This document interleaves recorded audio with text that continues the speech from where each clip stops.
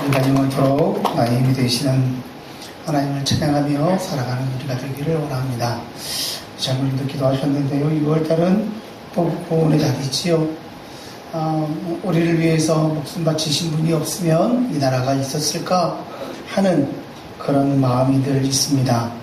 그래서 6월 셋째 주일날은 6.25 기념주일로 말씀도 그런 선배들의 헌신을 돌아보고 또 말씀 가운데에서 은혜를 받으려고 합니다.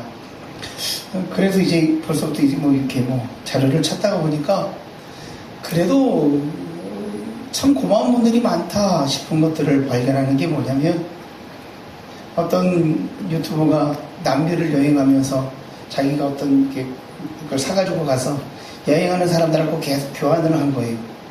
한 6개월이나 1년 했나 봐요. 그걸 가지고 와서 이제 전시를 했는데, 전시를 한 이유가 이 교환한 물건을 사가면 이 남는 모든 수익금을 이제 6.25 참전용사들에게 이제 기부하리라는 목적으로 그걸 한 거예요. 정말 보니까 그걸 다 행사를 며칠 동안 해서 이제 판매한 것을 이제 가지고 이제 그거를 가지고 이제 기부하러 찾아가는 영상을 봤는데,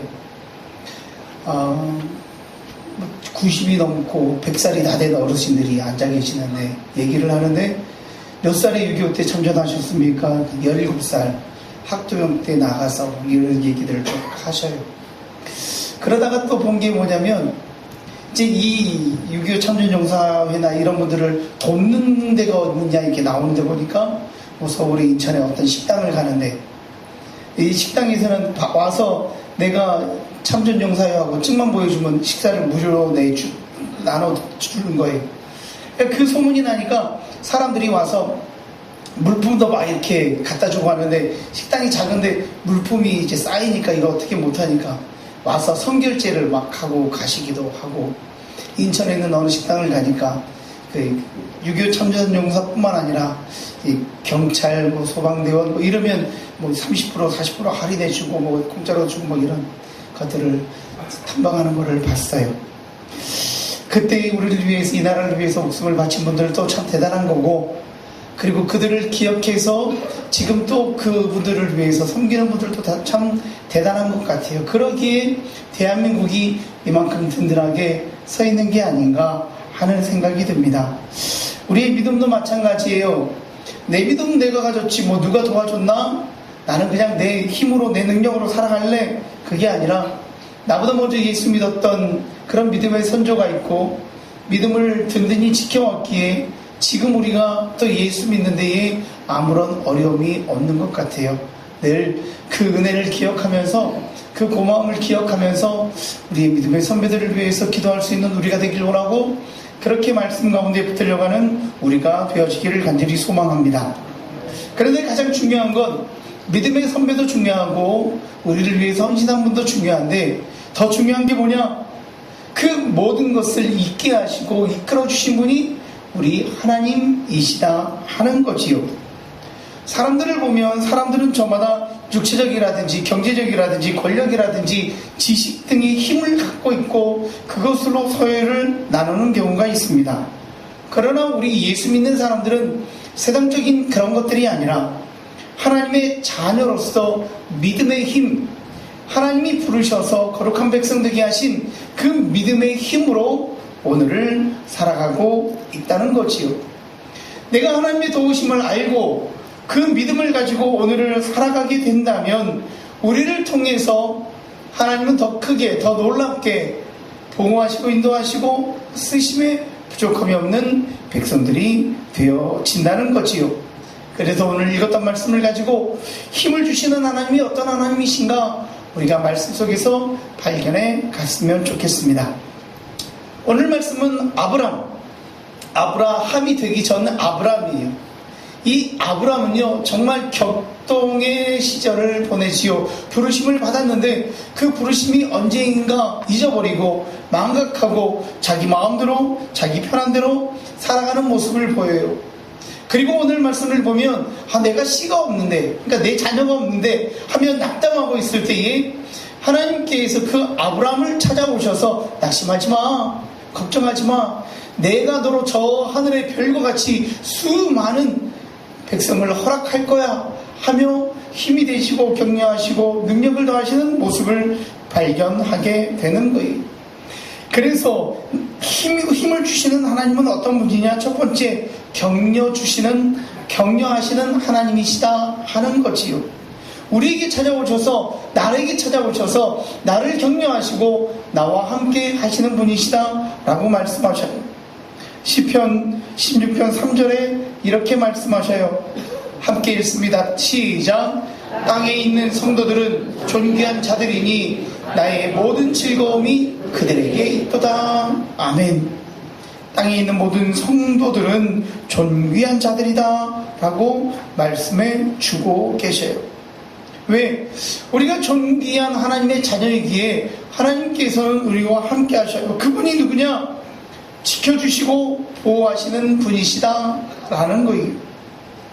다시 말하면 우리의 피난처시고 우리의 안식처시고 우리가 늘 우리를 기댈 수 있는 그런 힘이 있는 분이 우리의 하나님이시다 하는 거지요.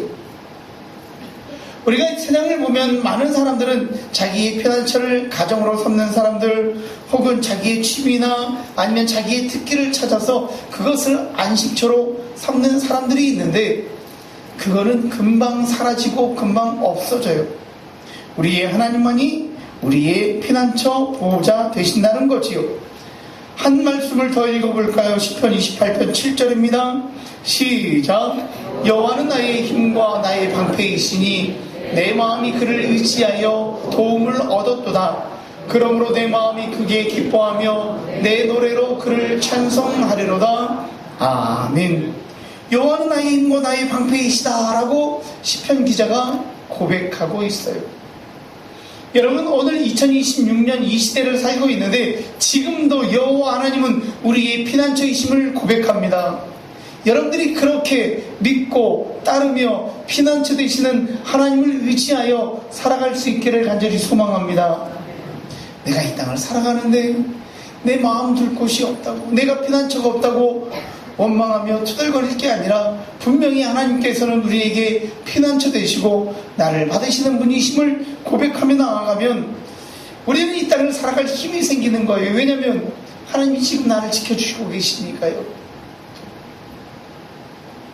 여러분, 삶 가운데에 격려가 필요할 때에 하나님을 찾아가십시오. 내가 넘어져 쓰러지고 홀로 외로울 때에 하나님이 친히 찾아오셔서 우리를 만나주시고 우리를 격려하시고 우리를 붙잡아 주신다는 거예요. 두려워하지 마라, 염려하지 마라, 걱정하지 마라, 내가 너와 함께 하겠다, 내가 너를 지켜주겠다 말씀하시는 분이 우리의 하나님이시지요. 그래서 우리가 찬양할 때 뭐라고 찬양합니까? 힘들고 지쳐 낭망하고 넘어져 일어날 힘 전혀 없을 때에 조용히 다가와 손잡아 주시며 나에게 말씀하시네. 너는 내 아들이라 오늘날 내가 너를 낳았도다. 너는 내 아들이라 나의 사랑하는 내 아들이라.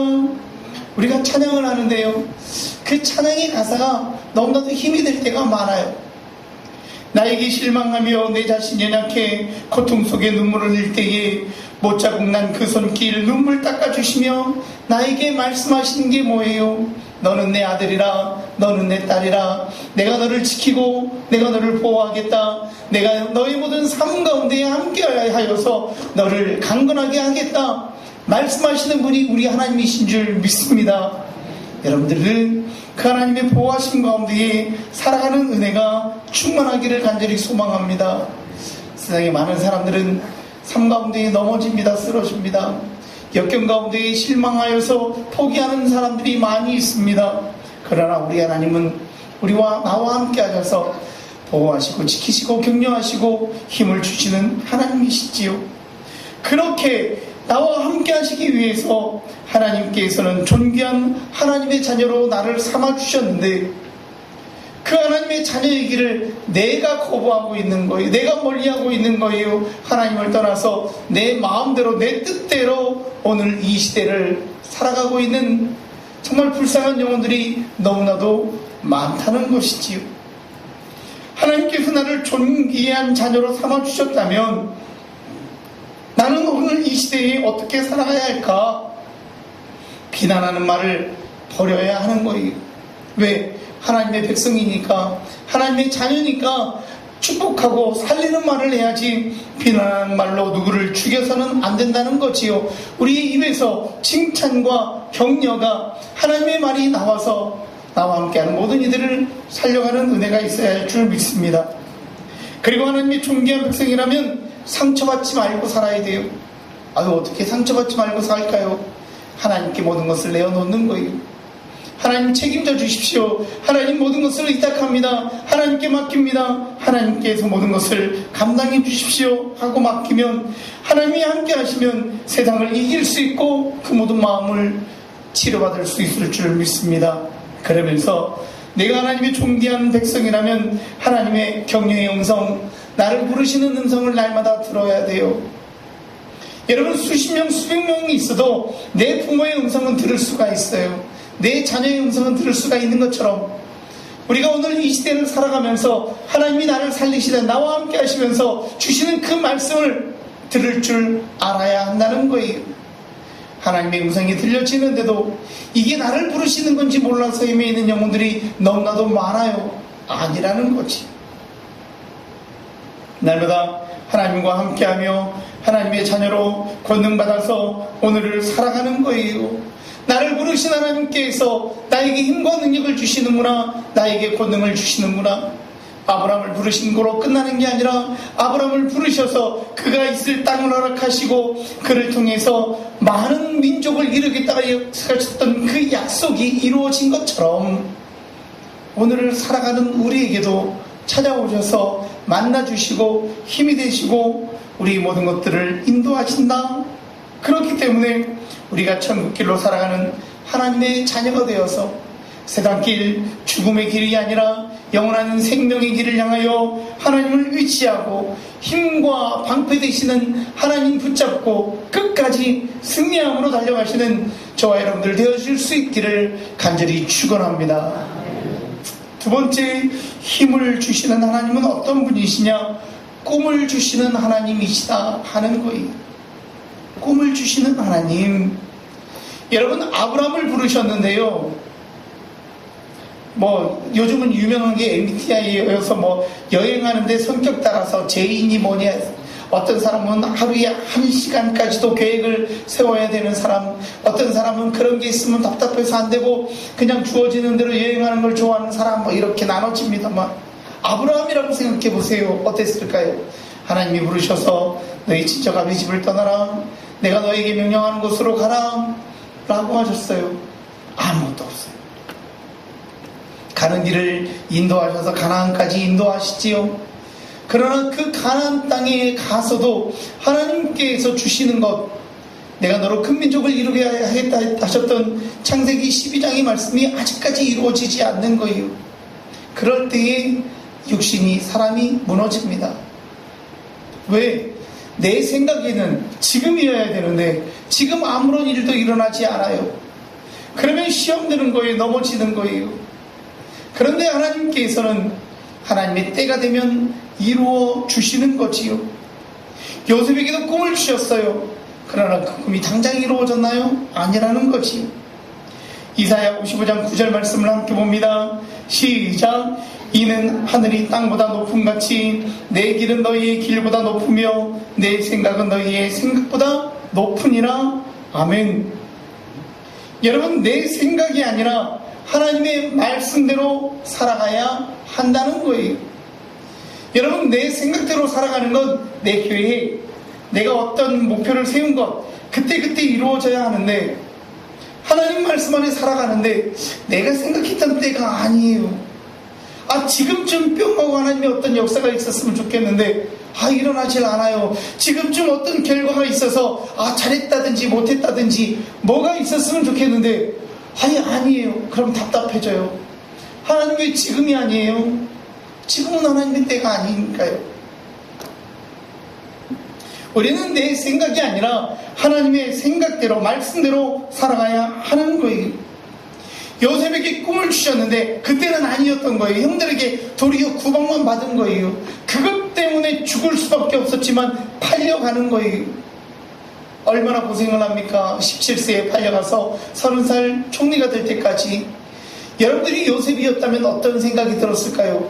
하나님, 왜 나한테 그런 꿈을 주셔서 이런 고난을 받게 합니까? 꿈을 꾸지 않았으면 내가 형들에게 얘기하지 않았을 거고, 그러면 형들에게 미움받지 않았으면 이곳까지 팔려오지 않았을 텐데요.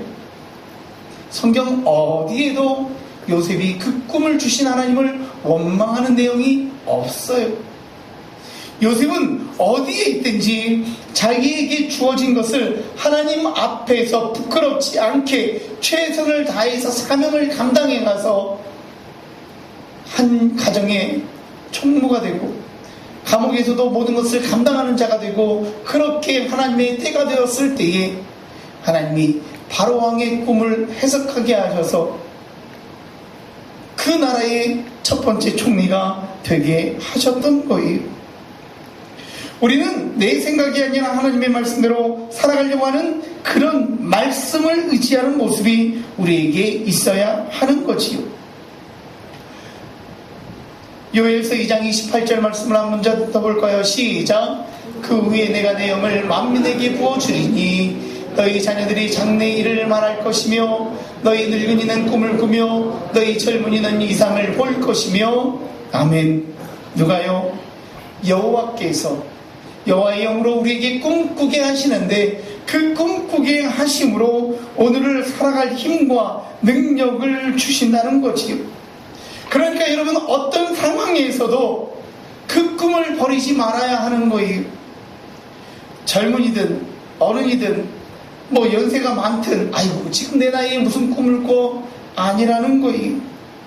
어디에서든 무엇을 하든 그 꿈을 가지고 살아가는 자가 되어져야 한다는 거지요. 그래서 어떤 상황에서도 꿈을 버리지 않는 자가 승리하는 사람이에요. 그런데 많은 분들은 뭐라고 얘기해요? 나이를 생각해서 이제 나는 꿈이 없어, 나는 내일이 없어, 이렇게 살다가 그냥 죽으면 그만이지 라고 말을 합니다. 죄송한데요, 틀린 말이에요. 왜 나이가 드신다고 꿈이 없을까요? 왜 연세가 높으시다고 꿈이 없을까요? 꿈은 누구나 가지는 거예요. 여러분 60에도 대학 가고 70에도 자격증을 따요. 우리나라 어느 한 분인데요, 이름을 적혀 있던데 기록은 안 했는데요, 2010년도 뉴스 기사를 보면 2010년 5월에 2005년 4월부터 949번 운전면허 필기시험에 떨어지고 950번째 붙은 어르신 이야기가 적혀 있어요. 만 5년 동안 949번을 떨어지고 950번째 붙어서 2종 보통면허를 따셨대요. 그때 그 어르신 나이가 68세. 그러니까 63세부터 도전해서 68세 때 딴 거예요. 그 뉴스가 나가고 나니까 그 2010년에 현대자동차에서 그 할머니를 모델로 삼아서 광고를 했고요. 그게 기네스북에 올라가서 가장 많은 횟수가 떨어지고 운전면허증을 딴 기네스 기록으로도 올라가고요. 그것이 해외 토픽으로 나가서 의지의 한국인 그래가지고 뉴욕타임즈를 비롯해서 세계 많은 뉴스에 타전이 된 내용이래요. 아이 나이에 무슨 운전면허증을 따? 한 10번쯤 100번쯤 떨어지고 나면 아유 동네 창피해서 못 따겠다. 여러분 그 정도 되면 그 응시 원서요 수십 장 버려야 돼요. 왜요? 한번 떨어지고 나면 도장 꽝 불합격하고 인지 붙이고 또 붙이고 하면 이게 엄청 붙거든요. 한 장 다 떨어지면 또 새 걸로 해요. 그러나 만 5년을 도전해서 950분 만에 2종 보통면허를 따셨대요. 제가 이 기사를 보면서 그래 누구든 못하겠어, 뭔들 못하겠어 하는 마음을 가지는 거예요. 하나님이 우리에게 꿈을 가지게 하시면 나이가 중요한 게 아니라 그 꿈을 가지고 나아가는 게 중요한 거예요. 그 꿈을 가지면 무언들 못하겠어요. 히브리서 10장 39절에 우리에게 주시는 말씀이 이거예요. 시작. 나의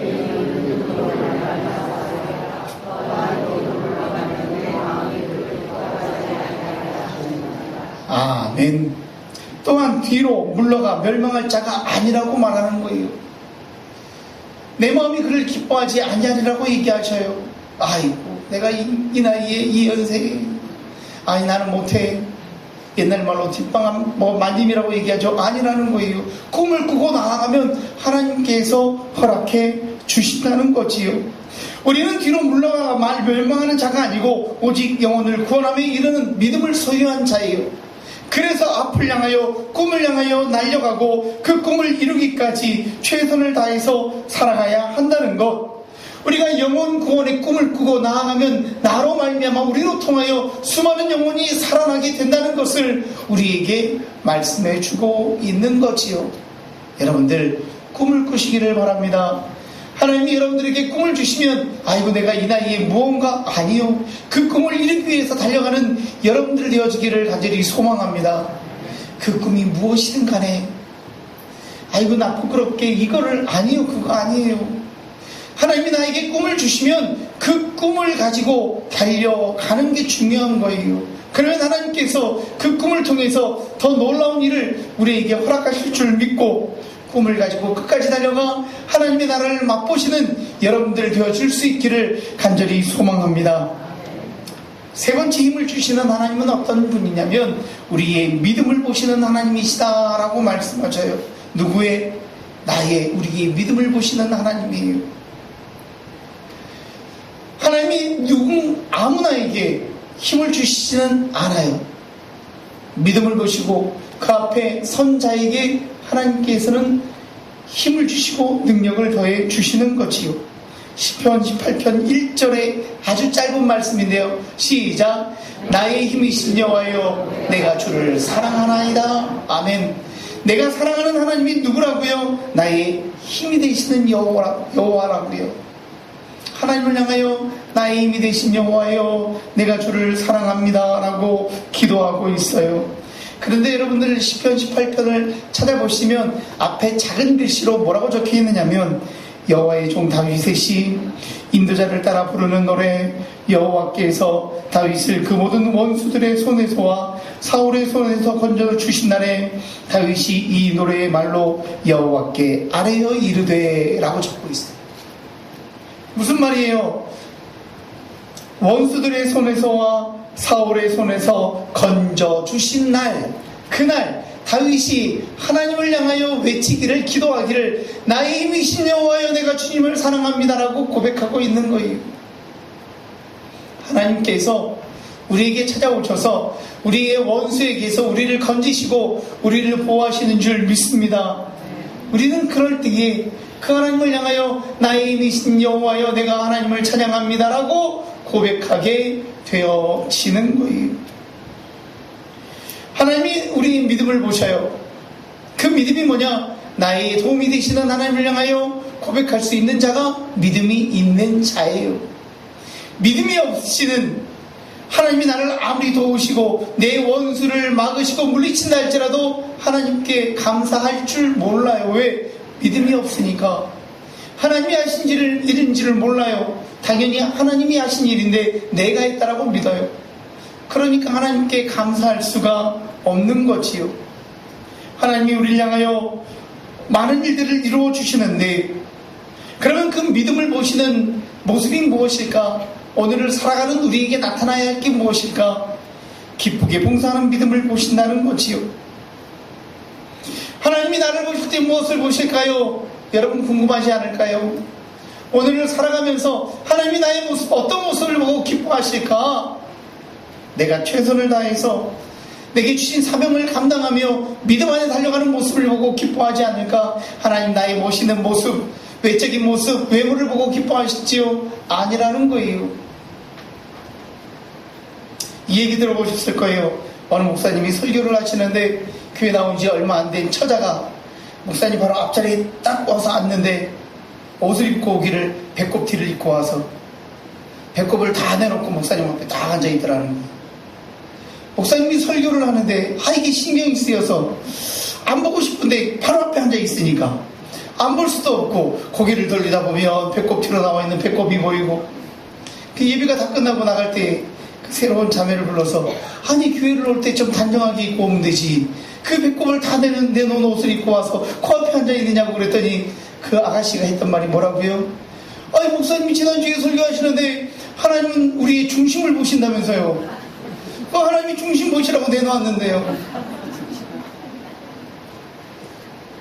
하나님이 우리의 중심을 보시는 건 외모적인 게 아니라 내 마음이 하나님을 향하여 어떻게 나아가고 있는가, 하나님이 주신 그 사명을 내가 어떻게 감당하고 있는가, 그 마음을 보시는 거예요. 그래서 하나님은 하나님의 보배인 나를 향해서 기뻐하시고 우리의 삶을 통해서 영광 받으시는 거예요. 결국은 이 땅에서 인정받을 수 있는 건 뭐냐? 하나님의 부르심에 합당하게 고백하고 하나님의 나라를 위해서 달려가는 우리들, 보배로운 나밖에 없다는 것. 결국 세상의 수많은 피조물 중에 가장 의미 있는, 가장 사랑하시는 예수 믿음 가운데에 헌신하고 충성하는 우리들밖에 남지 않는다는 거예요. 그래도 여러분, 나 자신이 얼마나 중요한지를 기억하시기를 바랍니다. 하나님이 나를 얼마나 사랑하셨으면 이 땅에 살게 하셨고, 얼마나 사랑하셨으면 우리 영광 공동체 속에서 함께 신앙생활하며 살아가게 하셨는지, 나라는 존재가 얼마나 의미 있는지를 기억하시기를 바랍니다. 우리 자신의 귀중함을 말씀해 주고 계셔요. 낳은 사람이 얼마나 소중한지를 말씀해 주고 계셔요. 어떤 사람도 의미 없이 태어난 사람이 없고 의미 없이 쓰임받지 않는 사람이 없어요. 모두가 하나님의 의미 가운데에, 뜻 가운데에 쓰임받는 거예요. 내가 하나님께 쓰임받는 것이 있다면 하나님이 이 일을 통해서 영광 받으시는 줄 믿고, 나는 그 일을 감당하며 나를 부르신 뜻을 이루어가기를 원합니다. 그렇게 살아가야 한다는 거지요. 그렇기 때문에 우리는 주어진 사명을 내 믿음 안에 있다면 보이지 않는 것일지라도 묵묵히 그 사명을 감당하며 나아가는 거예요. 골방에서 기도하는 것도 부르심이에요. 하나님의 이름을 부르며 성도들의 이름을 부르며 간구하고 충고하며 나아가는 거예요. 작은 하나까지도 내가 헌신하는 모든 것들을 하나님은 보고 계시는 거지요. 하나님은 그것을 보고 기뻐하시는 거예요. 내 사랑하는 아들이, 내 사랑하는 딸이 주어진 사명을 믿음 안에 잘 감당하고 있구나. 세상에 수많은 사람들이 외면하며 손가락질하고 있어도 그 믿음을 지키기 위해서 오늘을 살아가고 있구나 라고 하나님이 우리를 보시는 줄 믿습니다. 우리가 나중에 하나님 앞에 갔을 때에, 그게 목적은 아니지만, 구원받는 게 목적이지만, 그래도 하나님 앞에 갔을 때에 칭찬받을 수 있는 자가 되기를 간절히 소망합니다. 겨우 하나님 앞에 가서 칭찬 없는 구원이 아니라, 잘하였구나, 내가 작은 일에 충성했구나, 내가 최선을 다해서 살았구나. 우리 한번 따라해 볼까요? 하나님이 보시기에 이 말씀을 듣고 있는 당신이 바로 보배입니다. 지금 말씀을 듣고 있는 여러분들이 보배라는 거예요. 누구 앞에서? 하나님 앞에서. 하나님이 여러분들을 부르셨고, 여러분들을 지금 사용하고 계시고, 여러분들을 통해서 하나님의 나라가 이루어지기를 원하시고 계시는 것, 그것이 우리의, 나의 힘이 되시고 힘을 주시는 하나님이신 줄 믿습니다.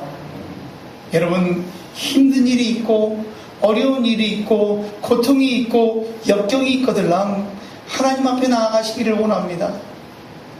하나님을 찾고 하나님을 만나기를 원합니다. 이렇게 설교했더니 힘들 때만 기도하시더라고요. 어려운 일이 있을 때만 기도하러 오시더라고요. 아니요, 늘 기도하는데 어려운 일이 있고 환난이 있고 역경이 있을 때는 더욱더 하나님을 찾는 여러분들 되기를 원합니다. 그러면 하나님께서는 여러분들을 만나시고 여러분과 함께 하시며 여러분이 구하는 모든 것들을 다 들으셔서 응답해 주실 줄 믿습니다. 분명히 나에게 역경이 다가왔었는데 내게 환난이 다가왔었는데 내가 기도하자마자 하나님은 언제 그랬느냐는 듯이 그 모든 것들을 다 해결해 주시더라. 참 하나님은 나와 함께 하시고 나를 사랑하시는 분이시구나라는 것을 고백하게 되고 그 하나님을 찬양하게 되는 줄 믿습니다. 말씀을 정리해야 합니다. 하나님의 믿음의 자녀로 하나님의 격려의 음성을 들으며 하나님을 의지하며 우리가 하나님의 백성 되어 살아가는 것 참 귀한 것인 줄 믿습니다. 간절히 바라기는 천국 가는 그날까지 하나님의 말씀대로 부르시는 그 뜻대로 살아가는 여러분들 되기를 간절히 소망합니다. 주님의 자녀된 거룩한 백성으로서 주시는 영적인 꿈을 꾸면서 살아가기를 원하고 그렇게 살아가서 여러분들이 거하는 모든 땅, 모든 터전, 모든 삶의 자리에 하나님의 은혜가 충만하기를 원하고 힘이 되시는 여호와의 능력으로 승리함으로 오늘 주어진 삶을 살아가고 함께 간증하며 함께 기쁨으로 달려가는 저와 여러분들 되어지기를 간절히 소망합니다.